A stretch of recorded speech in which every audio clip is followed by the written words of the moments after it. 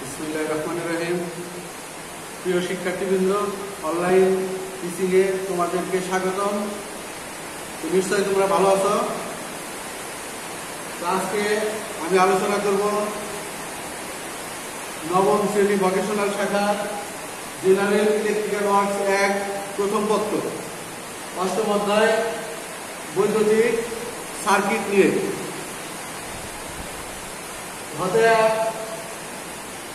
উচ্চ বিদ্যালয়ে শিক্ষার্থীবৃন্দ, তোমরা লক্ষ্য করো বৈদ্যুতিক সার্কিট।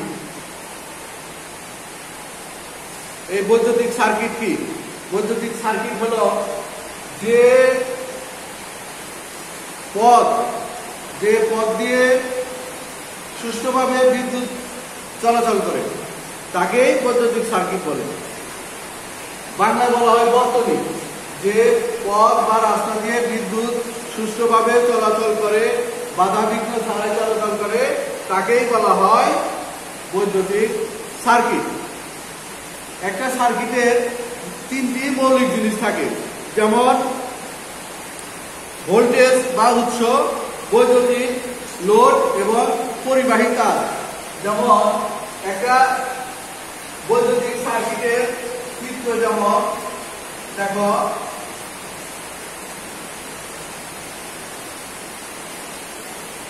প্লাস মাইনাস, এটা হলো উৎস বা ভোল্টেজ, ভোল্টেজ। এটা হলো লোড আর এটা হলো তার। তাহলে সার্কিট, এই যে বৈদ্যুতিক সার্কিট, দেখো এই বৈদ্যুতিক সার্কিটে কি কি মৌলিক উপাদান কয়টা? এখানে তিনটা। একটা লোড, একটা সাপ্লাই বা উৎস, আর একটা হলো যার ভিতর দিয়ে বিদ্যুৎ চলাচল করবে সেই পরিবাহী তার। এখন এই তিনটাই হলো একটা সার্কিটের মৌলিক উপাদান। তো বন্ধুরা দেখো, এই একটা আদর্শ সার্কিটের 5টা উপাদান থাকে। একটা আদর্শ সার্কিটের কয়টা উপাদান থাকে? 5টা।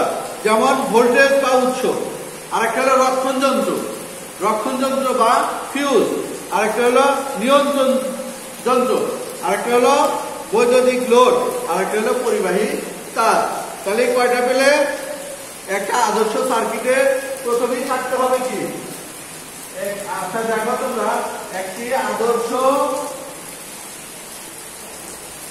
আদর্শ সার্কিট বা বর্তনী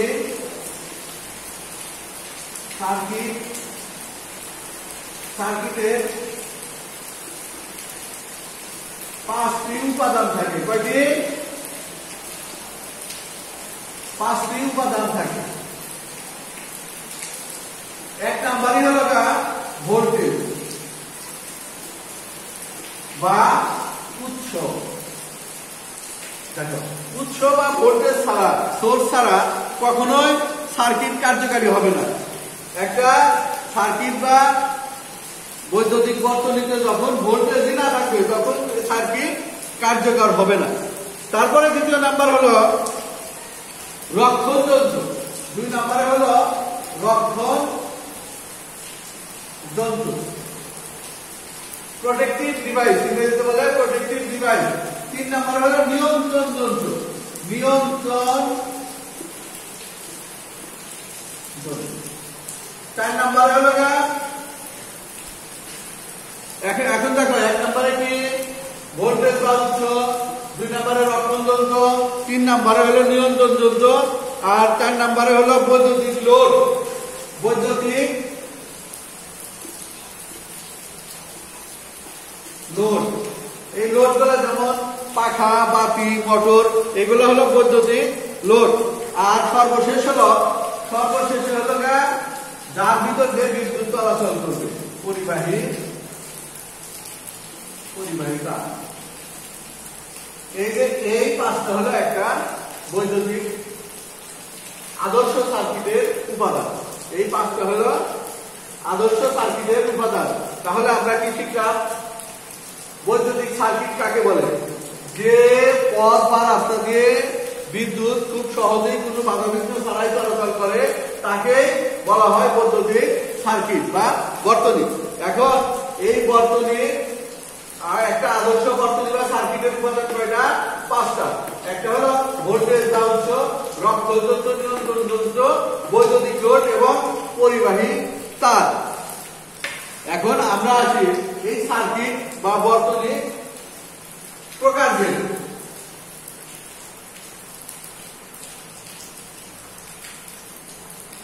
দেখো বন্ধুরা, এই যে এই সার্কিট বা বর্তনী শ্রেণীবিন্যাস করলে দেখা যায় এই যে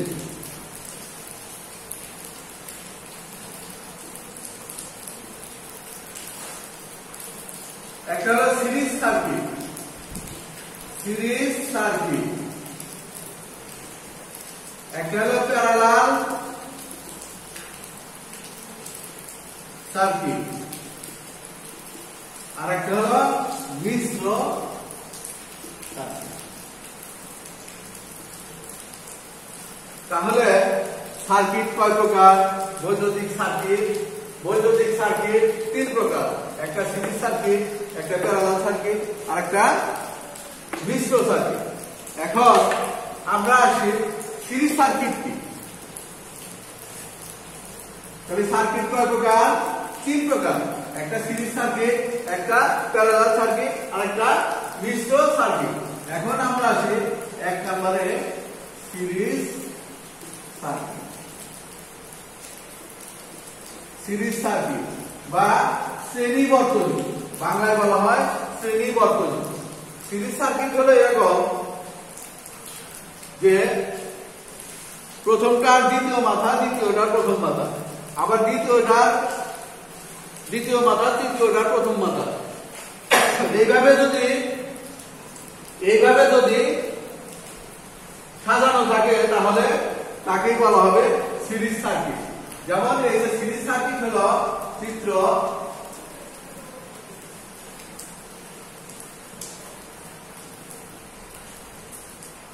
সিরিজ সার্কিটের চিত্র দেখো,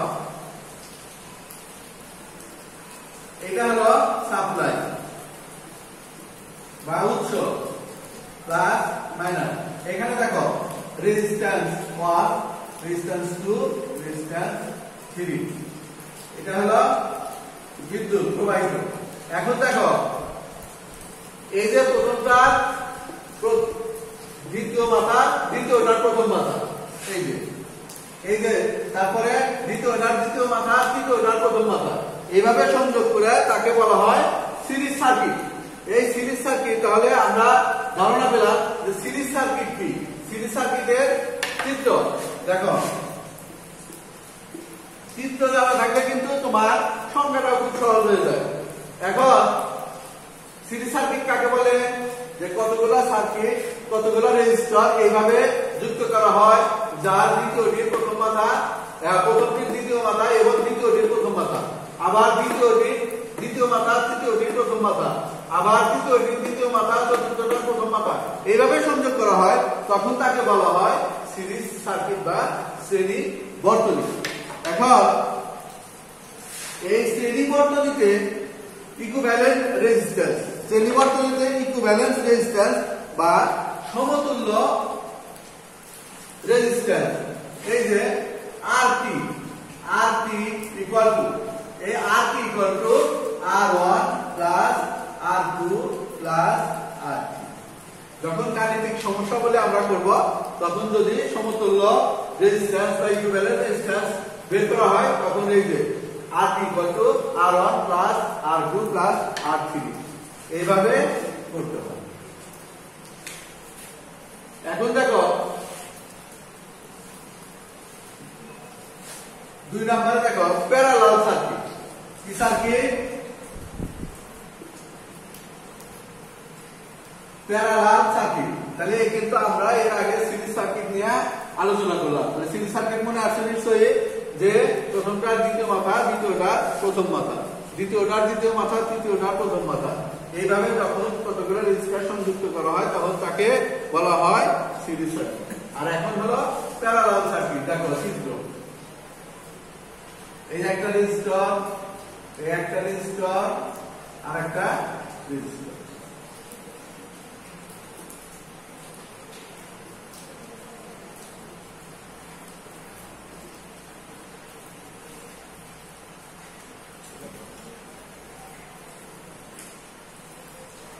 প্লাস মাইনাস সাপ্লাই বা সোর্স।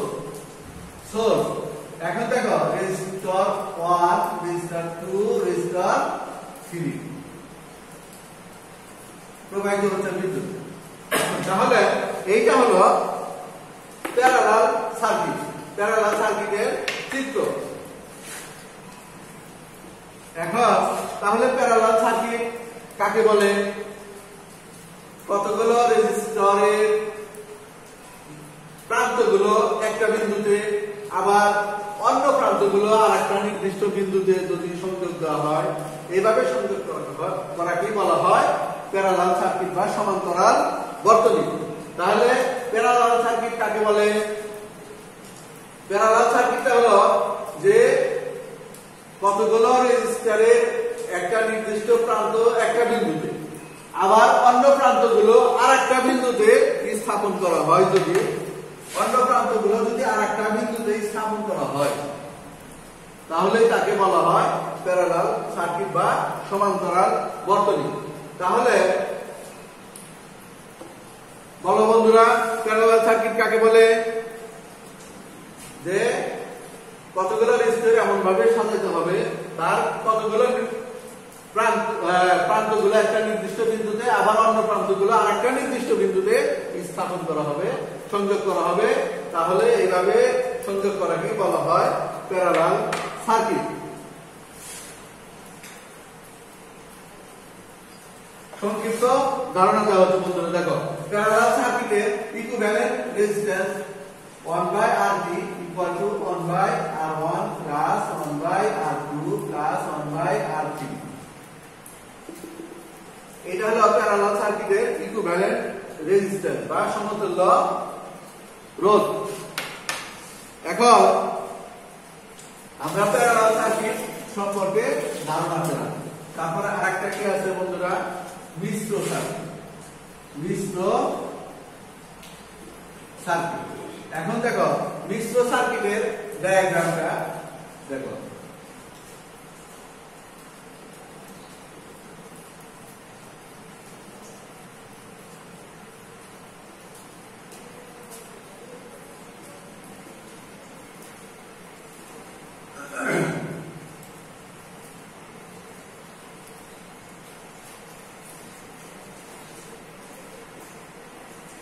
এটা হলো সাপ্লাই, বিদ্যুৎ R1 R2 আর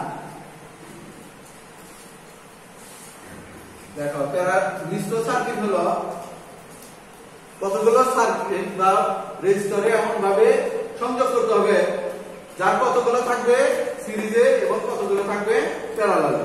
তাহলে রেজিস্টার কতগুলোকে এমন ভাবে সংযোগ করতে হবে যার কতগুলো শ্রেণী বা সিরিজে এবং কতগুলো প্যারালালে। এইভাবে সংযোগ করাকে বলা হয় মিশ্র সার্কিট। তাহলে মিশ্র সার্কিট কাকে বলে?